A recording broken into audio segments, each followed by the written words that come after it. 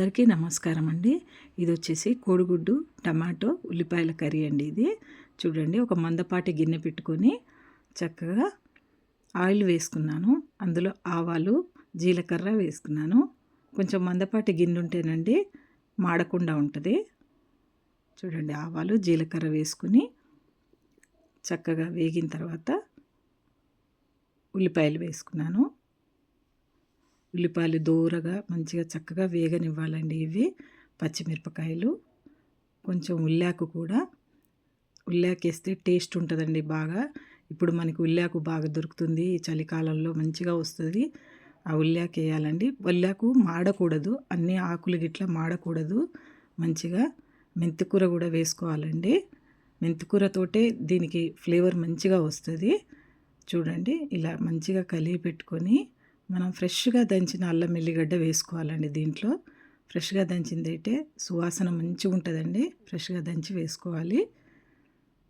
మంచిగా ఇలా వేసుకుని చక్కగా కింద మాడకుండా కలియబెట్టుకోవాలండి. ఇలాగా కొంచెం పసుపు వేసుకోవాలి.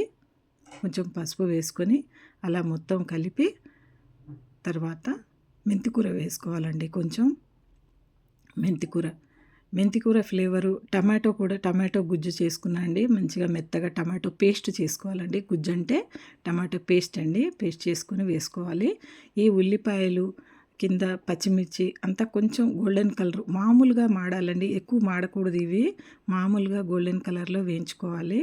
ఆ ఉల్లాకు మాడకూడదండి. ఆకు మాడితే టేస్ట్ రాదు కర్రీకి. ఇలా చక్కగా మొత్తం కలుపుకోవాలి. మొత్తం కలుపుకొని టమాటాలు పచ్చివాసన పోయేలాగా కలుపుకోవాలండి. ఇలాగా చక్కగా పచ్చివాసన పోయిన తర్వాత మనం మెంతికూర అండి. చూడండి, మంచిగా మెంతికూర వేసుకోవాలి ఇందులో. ఆ మెంతికూర ఫ్లేవరేనండి మనకి చివర్లో మంచిగా ఉంటుంది కోడిగుడ్డు కర్రీకి. పచ్చిమిరపకాయలు కూడా వేసుకోవాలండి దీంట్లో. తర్వాత ఒక 2 మనం కారం తినేటట్టయితే ముందు పచ్చిమిరపకాయలు బాగా నలిగిపోయాయి అనుకుంటే చివర్లో మనం ఈ మెంతికూర వేసిన తర్వాత వేసే పచ్చిమిరపకాయలండి మంచి టేస్ట్ ఉంటుంది. చూడండి, కారం మీరు తినగలిగినంత కారం వేసుకోండి. మా ఇంట్లో కారం తింటామండి మంచిగా. కోడిగుడ్డు కర్రీ తీయగా ఉండకూడదండి, పగలగొట్టేస్తాం కాబట్టి తీయగా ఉండకూడదు. కొంచెం కారం ఉంటేనే మంచిది. మన చపాతీల్లోకి బాగుంటుందండి ఈ కర్రీ. చపాతీలతో తినండి, బాగుంటుంది. ఎందుకంటే మనకు కారం తెలియదు అందులో. ఉప్పు తగినంత, మీకు ఎంత కావాలో అంత వేసుకోండి. ఉప్పు తగినంత వేసుకొని మొత్తం కలిపేసి మంచిగా ఇలా ఆయిల్ తేలే వరకు మాడకుండా, కింద కూర మాడకుండా కలుపుతూనే ఉండాలండి. మంచిగా మెంతికూర మాడలేదండి మనకి. మంచిగా కొంచెం వాటర్ పోయండి, కొద్దిగా వాటర్ పోయాలి. పోసి దాన్ని కలిపి చక్కగా ఉడకనివ్వండి. సిమ్లోనే జరగాలండి. చూడండి, కాస్తంత చింతపులుసు పోస్తే మంచి టేస్ట్ ఉంటుందండి దీంట్లో. ఎందుకంటే మనం పచ్చిమిరపకాయల ఘాటు, మంచిగా కారం ఘాటు అంతా ఉండిందండి, దానికోసం వేసానండి. ఇది ధనియాల పొడిను కొంచెం జీరా పొడి అండి. ధనియా పొడి, జీరా పొడి కలిపి, ధనియాలు జీరా కలిపి పొడి కొట్టుకున్నానండి. ఆ పొడినే వేసాను.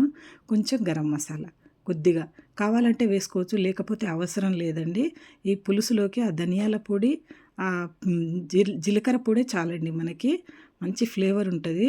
ఈ మసాలా వేయకపోయినా పర్వాలేదు, దాంతో మంచి ఫ్లేవర్ ఉంటుందండి. ఎందుకంటే మా ఆయనకి ఇష్టం అని చెప్పి కొద్దిగా వేసాను నేను. చూడండి, కోడిగుడ్లు పగలగొట్టేసాను. ఇలాగా పులుసులో కలుపుకోవాలండి. మంచిగా కోడిగుడ్డు పగలగొట్టి పులుసు కలుపుకోవాలి. ఎందుకంటే అక్కడక్కడ కొంచెం గుడ్లు కనపడితేనే తినేవాళ్ళు ఉంటారు, లేదంటే కొంచెం ఒకటి కలపాలండి. కలిపితేనే ఆ ఫ్లేవర్ అంతా కర్రీలో పడుతుంది. ఒక గుడ్డు వచ్చేసి మొత్తం కలిపేసి తర్వాత ఇవి గుడ్లుగా మంచిగా అవి మనకు కనపడేటట్టు ఉండేలాగా వండుకోవాలండి. మూత పెట్టుకోవాలి. ఇప్పుడు ఇది పెట్టేసి పగలగొట్టేసినాక 3 గుడ్లు వేసానండి నేను. ఆ 3 గుడ్లను మంచిగా పగలగొట్టి ఇలా వేసుకుని చక్కగా బాగా కలపొద్దు, విరిగిపోతాయి. మూత పెట్టేయండి. మీకు గుడ్లుగా ఇలాగే కావాలనుకుంటే మూత పెట్టేయండి. మూత పెట్టేసి మంచిగా అలా ఉడుకుతుందండి కర్రీ. ఆయిల్ అంతా బయటికి వస్తుంది. మంచిగా చూడండి గుడ్డు కర్రీ ఎలా ఉందో. కోడిగుడ్లు పగలగొట్టి వండిన కూర చాలామందికి ఇష్టం ఉంటుందండి. మంచిగా ఇలా పులుసుగా వండితే వాళ్ళకి బాగా ఇష్టం ఉంటుందండి ఇంట్లో వాళ్ళకి. అది అన్నంలో కూడా బాగుంటుందండి. అన్నంలోకి ఏమీ లేదని కాదు, క్యారేజీల్లో కూడా పెట్టొచ్చండి. ఎందుకంటే ఇందులో పులుసు పోసాను, టమాటాలు వేసాను అనుకోకండి. కారం కూడా మనం తగినట్టే వేసాం. ఉప్పు కారం తగినట్టు వేసుకోండి. మంచి రుచి ఉంటుంది కారం కారంగా. ఎందుకంటే కొంతమంది జ్వరంతో బాధపడి లేచిన వాళ్ళు ఉంటారు. కొంచెం తినబుద్ధి అవుతుంది, ఏదన్నా ఘాటు ఘాటుగా తినబుద్ధి అవుతుంది. ఎమ్మటే చికెన్ తినలేరు, మటన్లు తినలేరు. కాబట్టి ఎగ్ చేసుకొని ఇలా మంచిగా రోటీలు చేసి పెట్టండి వాళ్ళకి. కొంచెం కొత్తిమీర ఇలా పైన గార్నిష్ చేసుకోండి, బాగుంటుంది.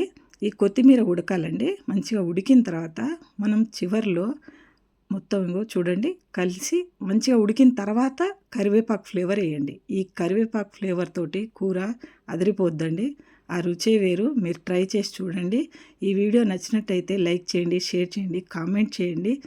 మీ ఫ్రెండ్స్కి ఫార్వర్డ్ చేయండి ఈ వీడియోని. ఈ వీడియో నచ్చుతుందని అనుకుంటున్నాను మీకు. చూడండి ఇలా గుడ్లన్నీ ఎలా ఉన్నాయో. గుడ్లు పగలగొట్టిన తర్వాత ఇలా కొంచెం ఇంకా ఇంకొక 2 గుడ్లు కొట్టేసుకోవచ్చండి. ఇందులో మనకి గుడ్లుగా కనపడాలి, మనం తినాలి మంచిగా అనుకుంటే ఇంకా 2 పడతాయండి. మంచిగా వేసుకోవచ్చు. చూడండి కరివేపాకుని మాడనివ్వద్దండి. మాడకుండా ఉంటే ఈ కరివేపాకు జుట్టుకి మంచిదండి. పిల్లలకి చాలా మంచిది ఈ కరివేపాకు. ఇది మాత్రం ఖచ్చితంగా నచ్చుతుంది ఈ కర్రీ. ఇలాగే ట్రై చేయండి. Thank you. ఈ వీడియో చూసినందుకు మీ సరోజిని.